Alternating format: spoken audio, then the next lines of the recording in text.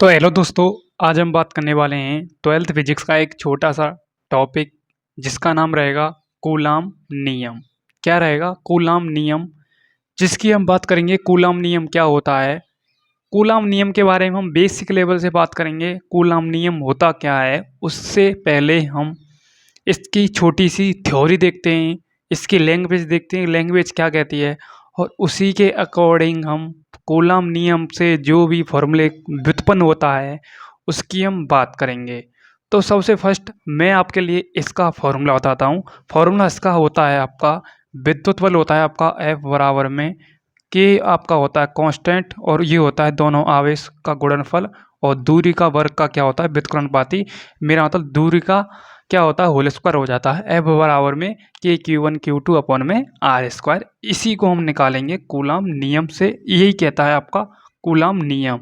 ये नियम किसने दिया था? कूलाम ने दिया था। ठीक है, सिंपल सी बात। अब बात करते हैं इसकी थ्योरी की। यदि दो आवेशों को कुछ दूरी पर विराम अवस्था में व्यवस्थित किया जाए, तो मैं लेता हूं यहां पर दो आवेश। मैंने ले लिया यहां पर Q1 आवेश, कोई दिक्कत, और मैंने ले लिया यहाँ पर Q2 आवेश, कोई दिक्कत। ये दोनों विरामावस्था में व्यवस्थित किए हैं मैंने, और दोनों आवेशों के मध्य विद्युत बल उपस्थित होता है। क्या होता है? दोनों आवेशों के मध्य विद्युत बल उपस्थित होता है, जिसे हम ज्ञात करेंगे। ठीक है, तो ये दोनों आवेश क्या है? विरामावस्था में उपस्थित हैं। दोनों क्या है? विरामावस्था में उपस्थित हैं, और दोनों के मध्य कितनी दूरी है? वो है आपकी आर। क्या है? स्मॉल आर दूरी है। ठीक है, अब आगे थ्योरी देखते हैं। यदि दो आवेशों के मध्य लगने वाला विद्युत बल दोनों आवेशों के गुणनफल के समानुपाती प्राप्त होता है। यानी दोनों आवेशों के मध्य लगने वाला विद्युत बल दोनों आवेशों के क्या है? गुणनफल के समानुपाती होता है। तो मैं चालू कर रहा हूँ यहाँ से, ध्यान से देखते जाइए। मैं यहाँ से चालू करता हूँ।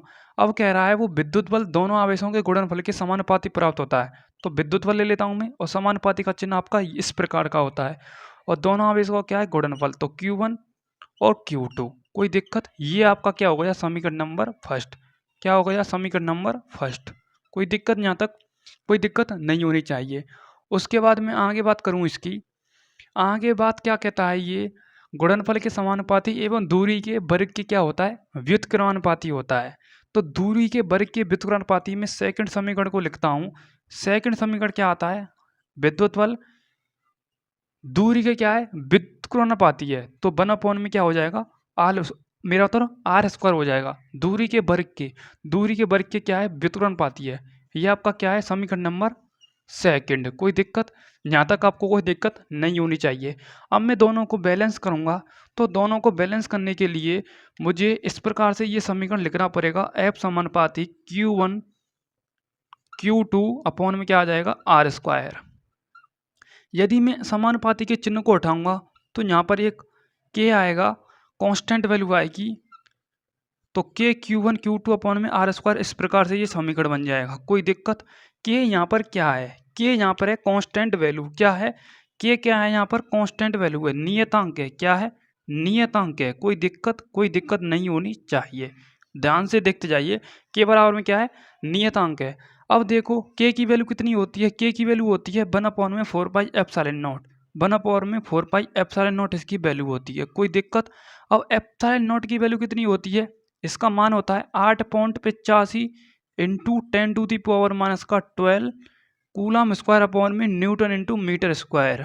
ये वेरी वेरी इंपॉर्टेंट है कि एप्सिलॉन नॉट की वैल्यू कितनी होती है। वो होती है आपकी 8.85 इंटू 10⁻12 कूलम स्क्वायर अपॉन में न्यूटन स्क्वायर।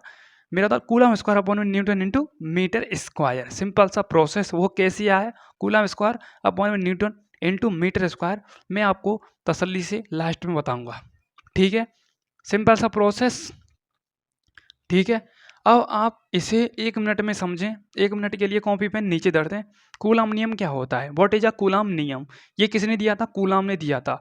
अब देखो कूलम नियम क्या होता है आपका।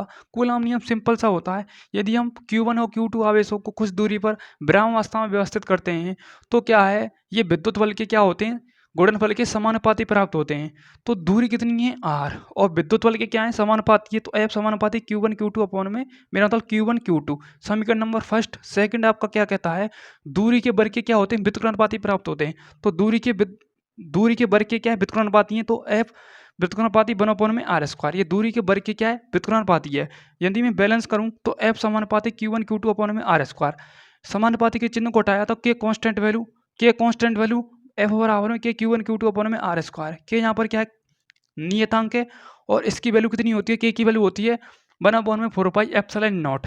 एप्सिलॉन नॉट की वैल्यू कितनी होती है 8.85 इंटू 10⁻⁻12 कूलम स्क्वायर अपॉन में newton into metre square. Simple सा प्रोसेस, 1 मिनट में निचोड़ सवरा बता दिया। अब बात करते हैं हम आगे। एक बार स्क्रीनशॉट लेना चाहें स्क्रीनशॉट आप ले सकते हैं। अब मैं आगे बढ़ने वाला हूँ यहाँ से। अब आगे भी बताऊँगा मैं आपके लिए इसके मात्रक SI पद्धति में और CGS पद्धति में। ध्यान से देखते जाइए।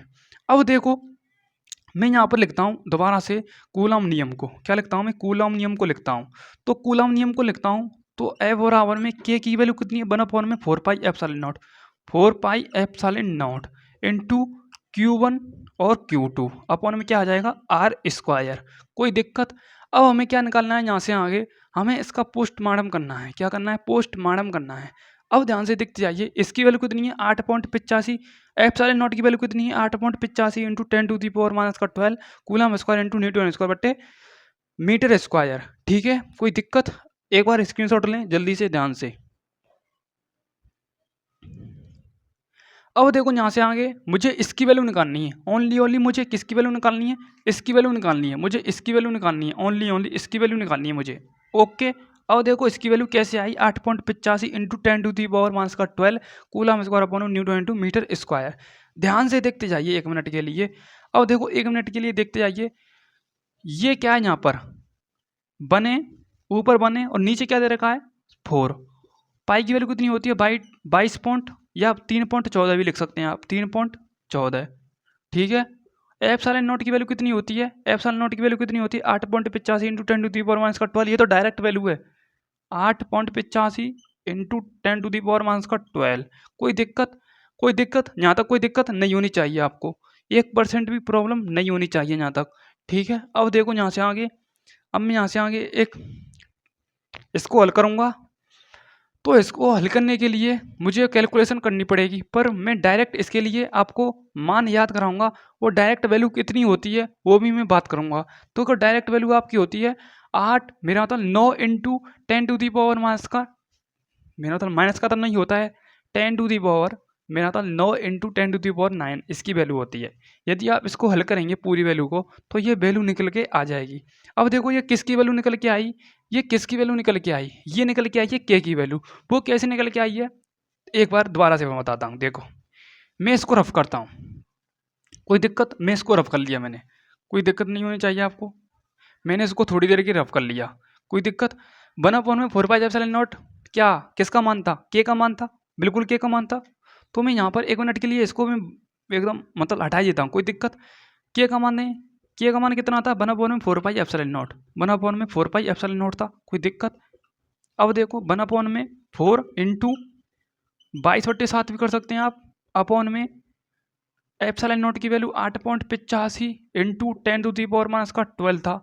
अब देखो के की वैल्यू हम इससे डायरेक्ट हल करेंगे तो इसकी वैल्यू आएगी आपके लिए, किसकी वैल्यू, इसकी वैल्यू आएगी आपके लिए 9 into 10⁻9 newton into metre square upon में कूलम स्क्वायर। क्या आ जाएगा, कूलम स्क्वायर। ये है सिंपल सा प्रोसेस।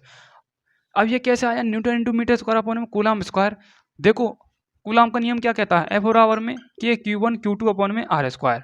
ठीक है, r² है, दो आवेश हैं तो कूलम मेरा तो c², कूलम यानी c², और ये क्या है आपका f, तो f का है न्यूटन, और दूरी क्या है मीटर स्क्वायर। तो उल्टा करेंगे हम तो newton into metre square upon में कूलम स्क्वायर आ जाएगा। ये है इस प्रकार से इसका मात्रक विद्युत बल जो हम निकालते हैं ना, इसका मात्रक डायरेक्ट पीछे रखते हैं, जो इसका यूनिट रखते हैं तो newton into metre square upon में कूलम स्क्वायर। सिंपल सा प्रोसेस। अब इसके लिए हम बात करते हैं CGS पद्धति में और SI पद्धति में इसका मान क्या होगा उसकी हम बात करते हैं। अब ये कैसे आया, ये कैसे आया इसकी हम बात करते हैं, ध्यान से देखते जाइए। ठीक है, अब हम के का मात्रक निकालेंगे। देखो कैसे आया, के का मात्रक निकालूंगा मैं, तो के का मात्रक निकालूंगा मैं, क्या निकालूंगा, के का मात्रक निकालूंगा। ध्यान से देखते जाइए के का मात्रक मैं कैसे निकालूंगा, ये कैसे आया, ध्यान से देखते जाइए। और देखो के का मात्रक ऐसे आया, मैं आपके लिए बताता हूँ। फॉर्मूला क्या होता है, ये होता है आपका एफ बराबर के Q1 Q2 अपॉन में r²। क्या होता है, एफ बराबर में के Q1 Q2 आर स्क्वायर, तो एफ इंटू में आर स्क्वायर कर लेता हूँ, कोई दिक्कत, और के Q1 और Q2 अब मैं इसे रख लेता हूँ, कोई दिक्कत। अब मुझे के का निकालना है तो इसका भाग लग जाएगा, इसका भाग लग जाएगा, तो Q1 और Q2, ठीक है, ये यहाँ से कट जाएगा क्योंकि बट्टे में आ गया Q1 Q2। अब हमें निकालना है के का। अब देखो बल का क्या होता है न्यूटन, दूरी का क्या होता है मीटर, तो मीटर स्क्वायर आ जाएगा, और कूलाम क्या है, कूलाम 2 है तो कूलाम का होल स्क्वायर आ जाएगा। तो के बराबर में क्या आ जाएगा, तो हम इसे डायरेक्ट लिख सकते हैं एक और कॉन्सेप्ट के साथ, तो Q1 और Q2 बराबर में बल का मात्रक न्यूटन और दूरी का मात्रक क्या होता है मीटर स्क्वायर, और 2 कूलाम दे रखे हैं तो कूलाम का होल स्क्वायर हो जाएगा। यही वैल्यू मैंने डायरेक्ट चिपका दी है, newton into metre square upon में कूलाम स्क्वायर, इस प्रकार से आया है आपका के का यूनिट। सिंपल सा प्रोसेस, ठीक है, एक बार स्क्रीनशॉट लें क्योंकि ये है फालतू की रामायण समझाने के लिए, और जो मैंने रामायण लिखी है ये है आपका newton into metre square upon coulomb square, ये के का मात्रक। एक बार जल्दी से जल्दी स्क्रीनशॉट लें। ये आप ऐसा पद्धति में मात्रक के का मात्रक ऐसा पद्धति में, ठीक है, लिख सकते हैं आप, ठीक है, ऐसा यानी सिस्टम इंटरनेशनल।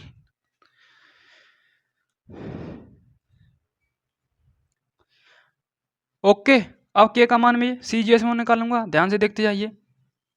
के का मान मैं क्या निकालूंगा, CGS में निकालूंगा, ध्यान से देखते जाइए 1 मिनट के लिए। के बराबर क्या होता है 1/4 में 4 पाई एप्सिलॉन नॉट, क्या होता है 1/4 में 4 पाई एप्सिलॉन नॉट। कोई दिक्कत नहीं होनी चाहिए, ध्यान से देखते जाइए। ये कैसे आया, ये तो मैं निकाल चुका हूँ भाई साहब, ये तो मैं निकाल चुका हूँ 9 × 10⁻9, ये तो मैं निकाल चुका हूँ, ये रहा वैल्यू, कोई दिक्कत, ये निकल चुका है, ये CGS में, ठीक है, यहाँ तक क्लियर। अब ध्यान से देखते जाइए, अब मैं आपके लिए एक इम्पोर्टेंट कॉन्सेप्ट कराने जा रहा हूँ, यहाँ से आगे आप एक बार स्क्रीनशॉट लें जल्दी से जल्दी, फिर मैं इसको रफ करता हूँ अब जल्दी से जल्दी। ध्यान से देखते जाइए, अब यहाँ से आगे आपका कॉन्सेप्ट बता रहा हूँ मैं।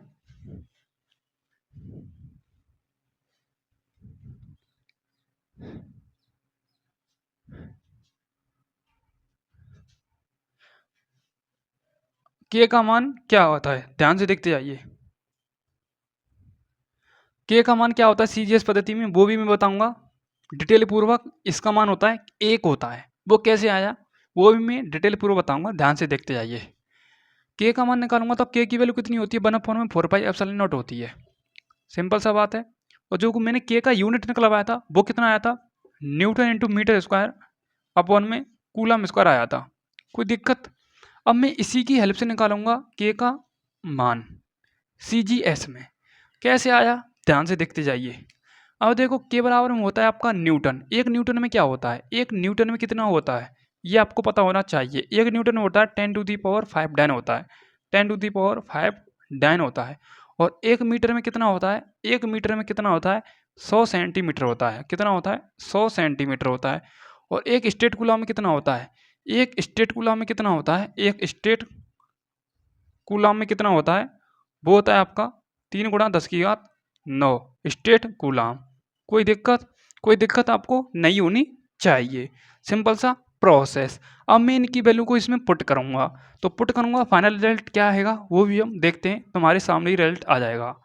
अब देखो न्यूटन की वैल्यू कितनी है 10⁵, और 1 मीटर कितना है 100, तो 100 को मैं डबल लिख सकता हूँ क्योंकि पावर स्क्वायर है, ठीक है। और एक स्टेट कूलम में कितना है 3 × 10⁹ का होल स्क्वायर हो जाएगा, क्या हो जाएगा होल स्क्वायर, कोई दिक्कत, होल स्क्वायर हो गया। अब सिंपल सा प्रोसेस क्या आएगा यहाँ पर ध्यान से देखते जाइए, तो के बराबर में 10⁵ इंटू 10 की मेरा था 100 × 100, कोई दिक्कत आपको नहीं होनी चाहिए। अब इसकी हम काटापीटी करेंगे, वो कैसे आएगा वो भी मैं आपके लिए बताऊंगा। 9 ये आ जाएगा 9 × 10⁹ और 10⁹, कोई दिक्कत, यहाँ से आगे कोई दिक्कत, यहाँ से आगे कोई दिक्कत आपको नहीं होनी चाहिए, ठीक है। अब इनको हम काटते हैं, काटने के बाद कितना वैल्यू आएगा वो भी देखो ध्यान से। अब देखो एक बार मैं शुरू से आपके लिए बताता हूँ कि के बराबर में newton into metre square upon में कूलम स्क्वायर है। 1 न्यूटन में 10⁵ डायन होता है, 1 मीटर में 100 सेंटीमीटर है, एक स्टेट कूलम में 3 × 10⁹ स्टेट कूलम होता है। अब मैंने जैसे वैल्यू पुट किया, जैसे वैल्यू पुट करके 1 न्यूटन की वैल्यू कितनी होती है 10⁵ लिख लिया मैंने, उसके बाद 100 2 बार लिख लिया मैं, 100 × 100 लिख लिया। स्टेट कूलाम 3 × 10⁹ तो होल स्क्वायर है इसका, होल स्क्वायर कर लिया मैंने, तो 10⁵ 5 × 100 कर दिया। अब इसको हम हल करेंगे। देखो इसको हल करने के लिए आपको एक दिमाग लड़ाना पड़ेगा। यहाँ तक क्लियर आपके लिए? अब देखो मैं आपके लिए कैसे इसको बताऊंगा, क्योंकि हम इसमें एक स्टेप भूल चुके हैं, एक स्टेप भूल चुके हैं, तभी मैं कन्फ्यूज हो रहा था कि ये यहाँ से कैसे कटेगा। अब देखो एक स्टेप हम क्या भूल चुके हैं, क्योंकि इसमें हमने 9 × 10⁹ नहीं लगाया है, क्योंकि मैंने आपके लिए बताया था ना, 9 × 10⁹ पहले निकलवा के बताया था। ठीक है, 9 × 10⁹ जो मैंने हल करवाया था ऐसे ही में, ठीक है, ऐसे ही पद्धति में। तो 9 × 10⁹ newton into metre square upon में कूलम स्क्वायर आया था।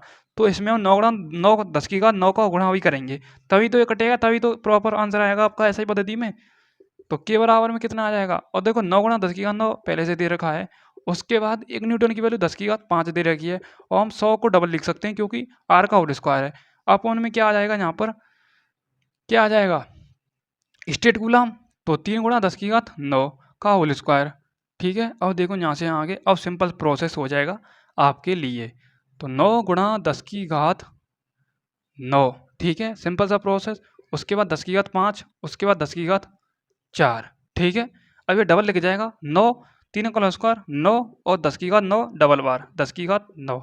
कोई दिक्कत? 10⁹9 डबल बार 10⁹9 डबल बार। मैं दोबारा से लिखता हूँ, 9 × 10⁹9, 9 × 10⁹, मेरा मतलब 10⁹9। ठीक है, अब देखो हम काट सकते हैं इनको, 9 से 9 कैंसिल, 10⁹9, और देखो ये जुड़ जाएगा डायरेक्ट, क्योंकि घातें समान होती हैं आपस में जुड़ जाती हैं, तो ये इससे कट जाएगा।